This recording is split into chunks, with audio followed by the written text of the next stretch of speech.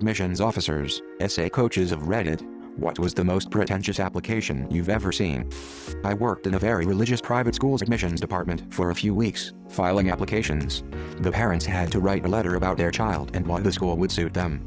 I'll always remember the man who wrote 3 pages about how successful a businessman he was, how he owned several businesses, how good he was at the school's main sport, and then attached a large check to the last page.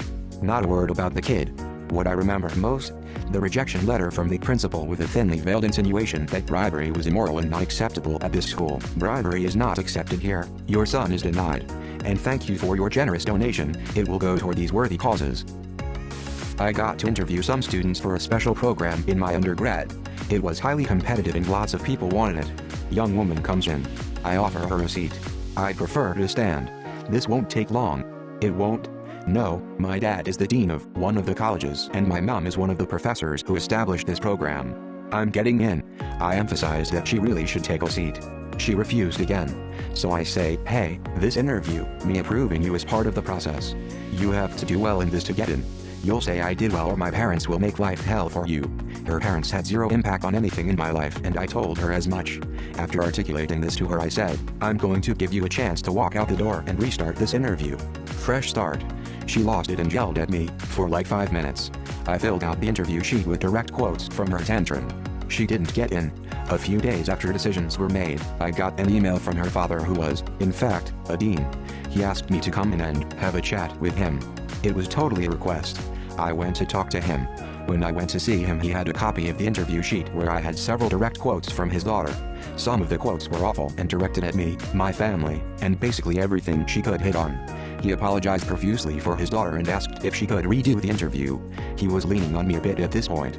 I told him that choices had already been made and she was not selected. The whole thing was mind-blowing. She was so entitled. I went to talk to him. Did you sit down? No, it didn't take long.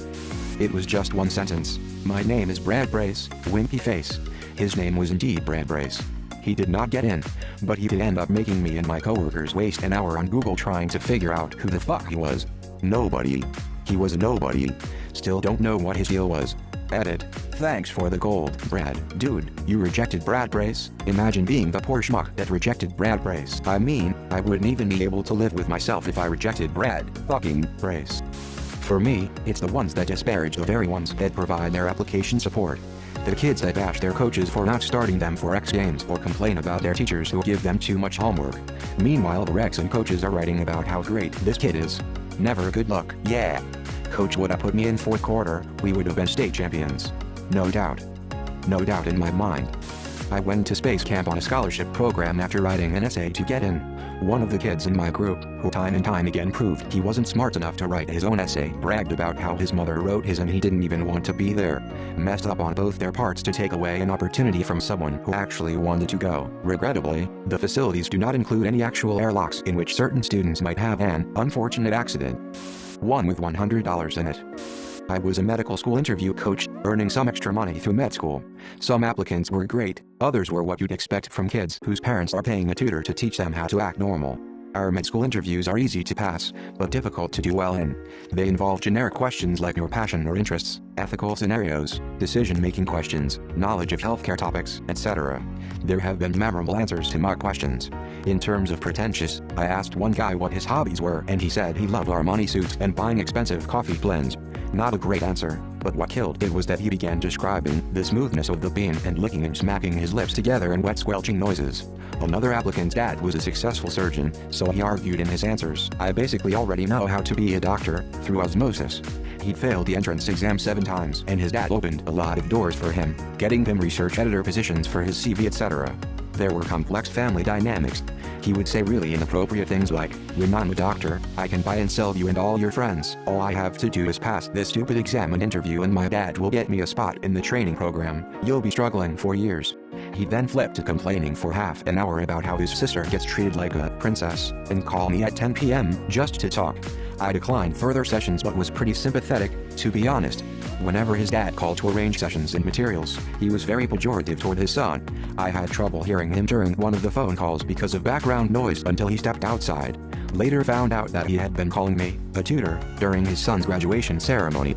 He missed his son going on stage to receive his diploma because he was arranging a booking time with me. It placed a lot of his son's defensive behavior in context. And no, he has not been accepted into a med school. That was 2 years ago, and he emailed only a few weeks ago to request access to my Google Drive to brush up on some things. I granted it because when your answer to a conflict and teamwork question is, I tell them I'm sorry that they're wrong, no amount of Microsoft Word documents will change your performance. Oh, I have one. A longtime friend's mother reviews college applications at an elite college. I saw her recently and she was telling us about some of the essays, and one that stands out was from a girl who clearly came from a background of great privilege. She described a day of shopping and dining at swanky places with her parents in the big city one day. At the end of the day, they came across a homeless man sitting on the sidewalk begging for money or food. She initially passed him by, but then, seeing the American flag flying on the corner up ahead on the next block, remembered what this great country of ours was built on, as well as what life is truly about, and went back to give this homeless person her restaurant leftovers. All described with much self-congratulation. I'm paraphrasing a lot of it, but the part in quotes is exact, and will likely be repeated for some time to come, accompanied by chuckling, by my friend and me. The country was built on, and life is about, giving a homeless person your half-eaten burger and fries. Not an admissions officer, but helped proof one friend's grad school application essay.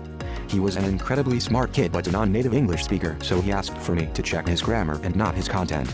Well, it turns out there wasn't much to critique on the grammar side, but I did mention to him that he's being a tiny bit racist. He didn't seem to understand that saying Indian people are smarter than non-Indian people doesn't play well when you're applying to grad school in the US. He seemed to think playing up the fact that he was from a foreign land was a good strategy. It might have been if he wasn't also sort of shitting on everyone else in the process. Also, he claimed it wasn't racist since he was a minority. I just told him his grammar is fine and let it be. Minority, there are fucking 1.3 billion of him. I used to tutor at university, and help occasionally with my Tutors application. One thing I always encouraged them to do was to mention their aspirations after graduating, and to mention why specifically this university. One kid, who'd been a pretentious ass the whole time, actually wrote in his essay that he didn't really care about the academic part because his dad was just going to a job when he graduated anyways. He chose the universities he was applying to based on how impressive they sounded, and how good the party life was. I kept in touch with his sister. She was super smart and studied the same subject as me, so I helped her out with career advice etc. later on. She dropped into conversation later, with a noticeable bit of glee, that her brother was going through a challenging patch because his father informed him that no, daddy was not going to give him a free ride into a cushy job, and to expect him to get a real job. Thank you for watching. This took me a while to make, and I hope it goes over well with you guys. What do you think of the voice I used? I decided to use a different voice than all of the other Reddit YouTubers to spice things up. Leave a comment below and have a good day.